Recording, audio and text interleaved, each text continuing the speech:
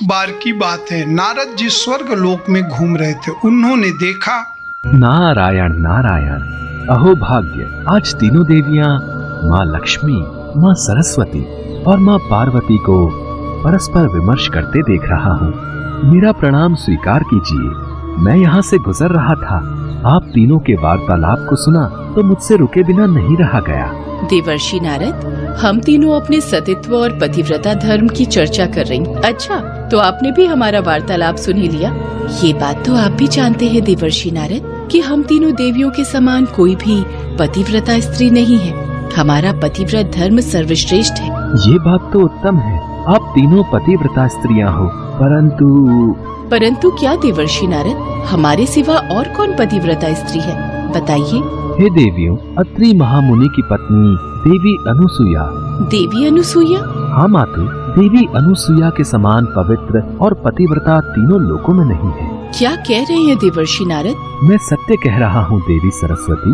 देवी अनुसुईया एक महान पतिव्रता स्त्री है। देवर्षि नारद की बात सुनकर तीनों देवियों के मन में अनुसुईया के प्रति ईर्ष्या होने लगी। अच्छा, अब मुझे आज्ञा दीजिए, मैं चलता हूँ। नारायण नारायण। देवी पार्वती, देवी सरस्वती, क्या आप भी वही सोच रही हैं जो मेरे मन में विचार उत्पन्न हो रहा है? हाँ देवी लक्ष्मी, हमें देवी अनुसुईया के पतिव्रता धर्म की परीक्षा लेनी ही होगी। अब तो देखना ही पड़ेगा ये सती अनुसुईया कितनी बड़ी पतिव्रता है। और इसी विषय पर आग्रह करने के लिए तीनों देवियां अपने अपने पति के पास गयी। इसके पश्चात तीनों देवों ने आपस में इस पर विचार विमर्श किया। अब क्या किया जाए महादेव? मेरी पत्नी लक्ष्मी तो हठ करके बैठी है कि हमें अनुसुईया की परीक्षा लेने जाना ही होगा, और आप जानते हैं महादेव, स्त्री जब एक बार कोई हठ कर बैठती है तो उसे पूरा करवा कर ही मानती। मैं भी इसी असमंजस में हूँ। लगता है अब हम तीनों को अत्रि ऋषि के आश्रम में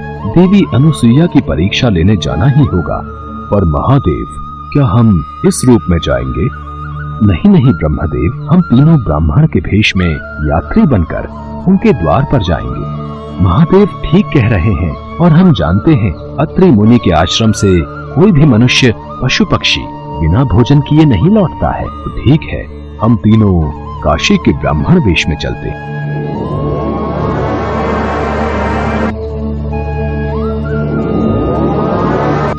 हाँ महादेव, आश्रम तो सामने है। अब बताइए हमें क्या करना है?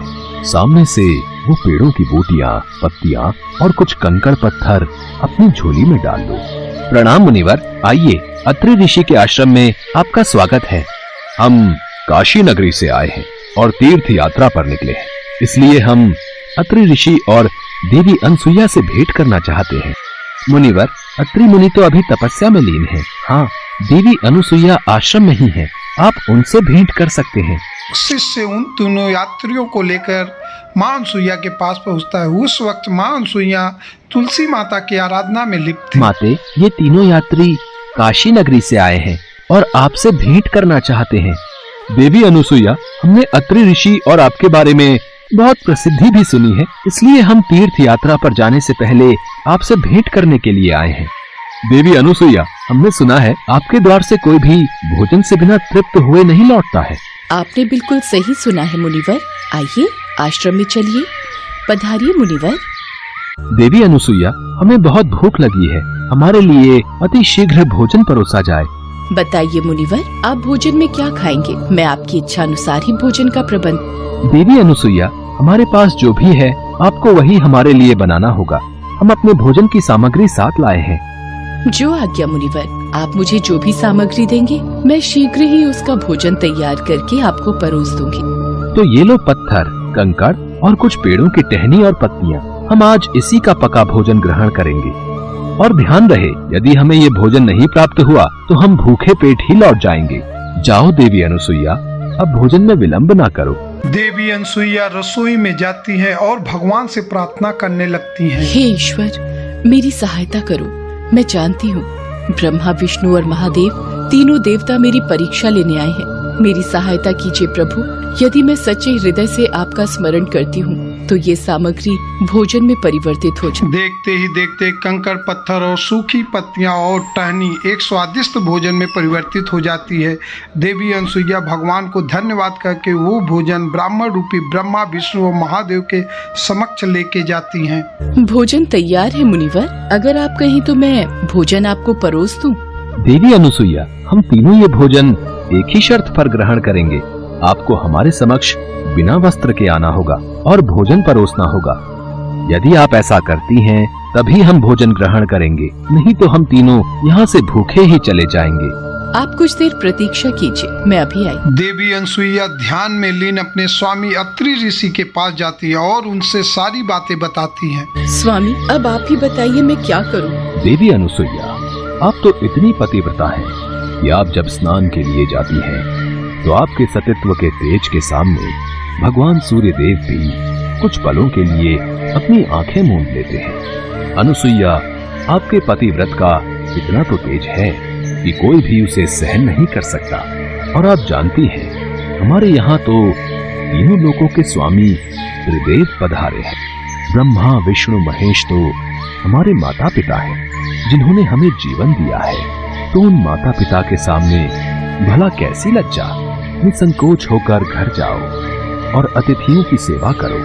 और हाँ, ये कमंडल का जल लेती जाओ और भोजन परोसने से पहले इस जल की बूंदें जमीन पर जरूर छिड़क लेना। जो आज्ञा स्वामी। देवी अनसुईया आश्रम में वापस लौट आती हैं और ब्रह्मा, विष्णु, महेश को भोजन परोसने से पूर्व कमंडल का जल धरती पर छिड़क देती हैं। देखते ही देखते ब्राह्मण रूपी ब्रह्मा, विष्णु, महेश नवजात शिशु का रूप ले लेते हैं। देवी अनसुईया बाल रूपी ब्रह्मा, विष्णु, महेश को अपने आंचल में छुपा लेती हैं और उन्हें अपना दूध पिलाती हैं, उनके साथ खेलती हैं और उन्हें सुंदर सुंदर वस्त्र पहनाती है और उन्हें पालने में झुलाती हैं और लोरी गा के सुलाती हैं। कुछ ही देर बाद अत्रि ऋषि जब आश्रम में लौटते हैं। स्वामी देखिए, इन बालकों को पाकर मेरा मातृत्व जाग गया। मेरी कोई संतान नहीं है, आज वो कमी पूरी हो गई। अनसुईया, कभी न कभी तो इन तीनों बालकों को अपने रूप में आना ही है। हम कब तक इनको अपने साथ रख सकते हैं? उसी समय नारद मुनि देवी पार्वती, देवी सरस्वती और देवी लक्ष्मी के साथ वहां आ जाते हैं।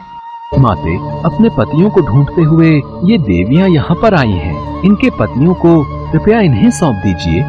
माताओं, मेरा प्रणाम स्वीकार कीजिए। अनसुईया, हमारे पति तुम्हारे आश्रम में ही आए थे, वे कहाँ हैं? हे माते, मेरे पास तो काशी नगरी के 3 ब्राह्मण ही आए थे, जिन्हें मैंने शिशु बना दिया। झूले में सोने वाले अगर आपके पति हैं, तो इन्हें आप ले जा सकती हैं। लेकिन ये तीनों शिशु तो एक समान ही लग रहे हैं। अनसुईया, अब तो तुम ही हमें बता सकती हो कि हमारे पति कौन हैं। आप तीनों माताएं क्या अपने पति को पहचान नहीं सकती?